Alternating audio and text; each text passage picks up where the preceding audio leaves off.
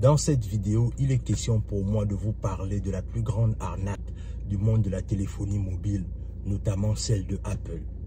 Vous allez comprendre un peu comment est-ce que Apple est en train de manipuler la clientèle et aussi comment est-ce qu'ils sont en train de créer une grosse arnaque autour de l'univers iPhone. Sur ce, on est parti.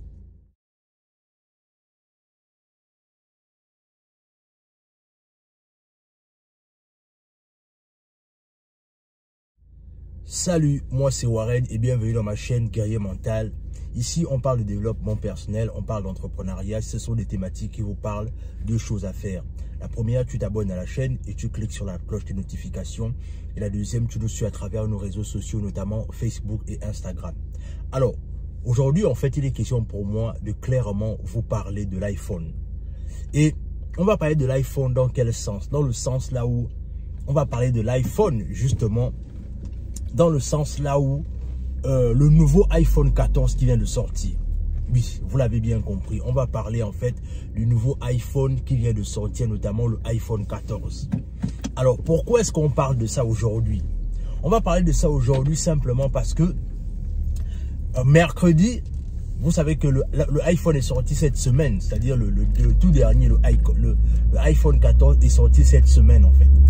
Et mercredi, la fille en fait de Steve Jobs, la dernière, Eve Jobs, elle a tweeté un message en fait là où elle parlait du fait, elle déclarait clairement que le iPhone 13 est pratiquement la même version identique de l'iPhone 14.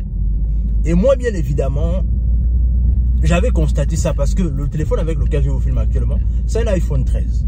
Et le truc c'est que j'ai fait les comparaisons avec le iPhone 14, qu'on dit que le iPhone 14, mais le truc c'est que le téléphone se ressemble à des millimètres près. Si vous vous rendez compte, le téléphone en fait se ressemble à des millimètres près, c'est-à-dire que il n'y a même pas de différence en fait, il n'y a pas de différence concrète sur la différence. On va peut-être dire que bon, voilà, le iPhone 13 a peut-être telle ou telle fonctionnalité que le iPhone 14 a, etc., etc. Mais il n'y a aucune fonctionnalité différente.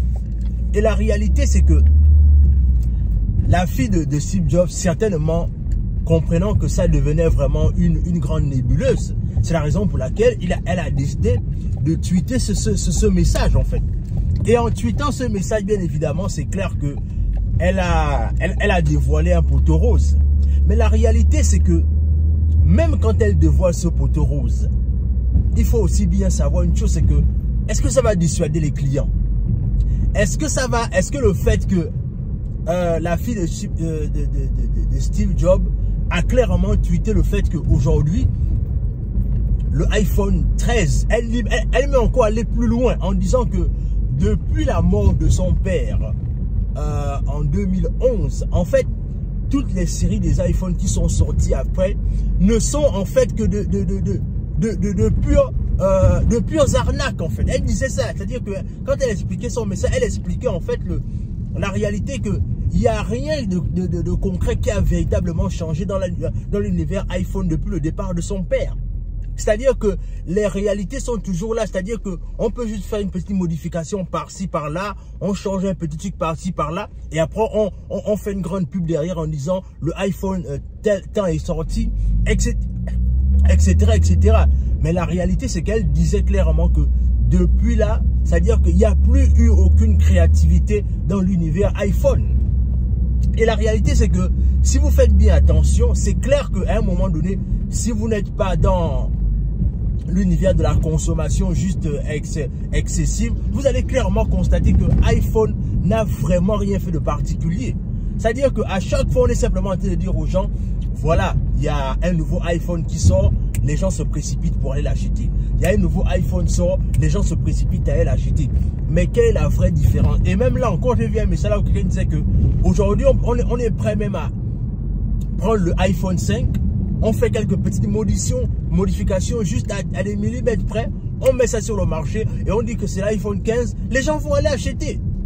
Parce que la réalité, c'est que aujourd'hui, on arrive à un niveau là où les gens ont tellement épousé Apple dans leur ménage que du coup, ils ne peuvent plus se permettre d'ouvrir les yeux un temps soit peu en fait. C'est-à-dire qu'aujourd'hui, les gens sont tellement fans de cette marque-là que du coup, à un moment donné, même si il y a beaucoup de mensonges derrière elle, les gens ne peuvent plus se détacher en fait. Et ça, c'est ce qu'on appelle quand on met un client dans la poche. C'est-à-dire, les gens ont tellement validé le iPhone que du coup, on ne prête plus attention à ce qui est vrai, ce qui est faux en fait. Et clairement, on est en train d'assister à la plus grande arnaque de l'univers téléphonique, qui est simplement l'univers d'iPhone. iPhone, c'est-à-dire que iPhone met tellement les gens d'accord que du coup, qui peut même encore contester ce genre de choses? Et là, même là, voilà pourquoi je vous dis que à un moment donné, même si la fille de Steve Jobs tweet quelque chose comme ça, est-ce que ça va dissuader les clients? Est-ce que ça va faire en sorte que les clients vont dire que bon, sa fille a quand même parlé, il faut qu'on essaye quand même de réfléchir par rapport à ça? Est-ce que ça va vraiment faire quelque chose? Est-ce que ça va vraiment changer quelque chose à l'univers iPhone? Parce que moi, je réalise que, comme je disais,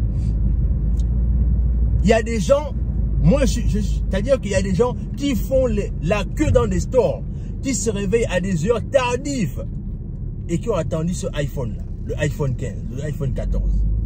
Il y a des gens qui ont fait je sais pas moi, des nuits blanches devant des stores parce qu'ils attendaient le iPhone 14.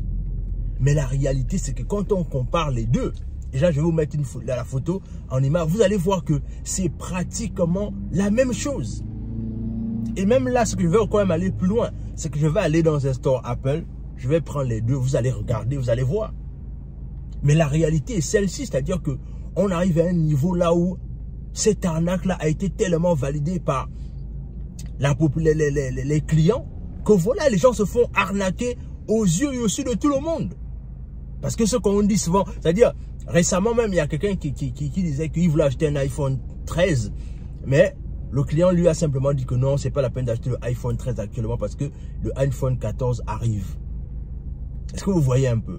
C'est-à-dire, il y a toujours ce côté-là où en fait, on est toujours en train de dire au client que non, voilà un nouveau iPhone qui arrive, attends, ça va venir, c'est pas la peine que tu prennes. C'est-à-dire que à force d'être de vouloir suivre la tendance, ce qu'on ne sait même pas, c'est que on est clairement en train de réaliser en fait la plus grosse arnaque de l'univers de la téléphonie mobile sous nos yeux en fait.